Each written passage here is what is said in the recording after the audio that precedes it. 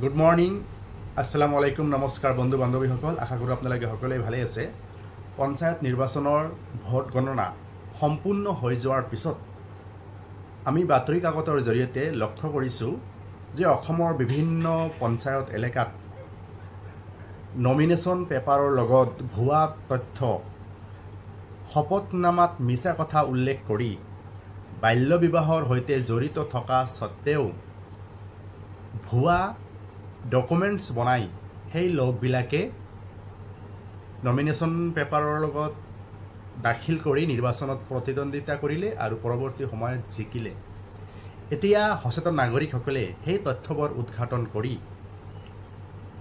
সেই ভুৱা শপতনামা, ভুৱা তথ্য, ভুৱা ইনফৰমেশ্যন দাখিল কৰা কেণ্ডিডেটবিলাকৰ বিৰুদ্ধে বিহিত ব্যৱস্থা গ্ৰহণ কৰাৰ কথা পঞ্চায়ত আইন 1994 উল্লেখ আছে। গতিকে সচেতন নাগৰিকসকল অধিক সচেতন হোৱা দৰকাৰ। কাৰণ কোনোবাই আইন ভংগ কৰি, আইনৰ দফাবোৰ ভংগ কৰি, পঞ্চায়ত আইনক অমান্য কৰি মিছা কথা, মিছা শপতনামা, মিছা ডকুমেণ্ট জমা দি তেখেতে সমাজখনক প্ৰতিনিধিত্ব কৰিব, এয়া মই মানি ল'ব নোৱাৰি। খুবেই ইম্পৰ্টেণ্ট সচেতন নাগৰিকসকল আৰু সচেতন হোৱা দৰকাৰ। বাল্য বিবাহৰ সৈতে জড়িত ব্যক্তিয়ে যদি নিৰ্বাচনত জিকিছে আৰু সেই কথা যদি কোনোবা সদাশয় ব্যক্তিয়ে প্ৰমাণ দিব পাৰে, পঞ্চায়ত নিৰ্বাচনৰ প্ৰতিনিধিজনে শপত লোৱাৰ পিছতো তেখেতক পদৰ পৰা অপসাৰণ কৰিব পাৰি। এই সংক্ৰান্তত মই কেইটামান ইম্পৰ্টেণ্ট কথা এইখন কিতাপত লিখিছোঁ।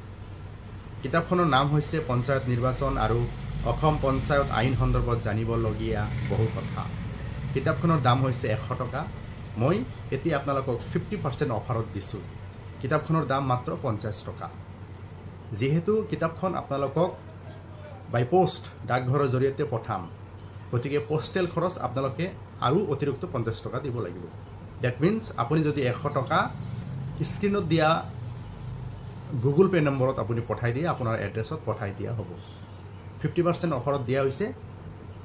পোষ্টেল চাৰ্জ সহ কিতাপখনৰ দাম হৈছে 100 টকা। আপোনালোকে কিতাপখন লৈ এটা আইডিয়া পাব আৰু পঞ্চায়ত প্ৰতিনিধিসকলক কেনেকৈ অভিযোগ দাখিল কৰি পদৰ পৰা অপসাৰণ কৰিব পাৰি এই সংক্ৰান্তত কেইটামান ইম্পৰ্টেণ্ট কেছ ল উল্লেখ কৰিছোঁ। আৰু পঞ্চায়ত আইন সন্দৰ্ভত বহুতো ইম্পৰ্টেণ্ট কথা ইয়াত উল্লেখ আছে। মাত্ৰ 100 টকা খৰচ কৰি কিতাপখন আপোনালোকে সংগ্ৰহ কৰিব পাৰে। ধন্যবাদ।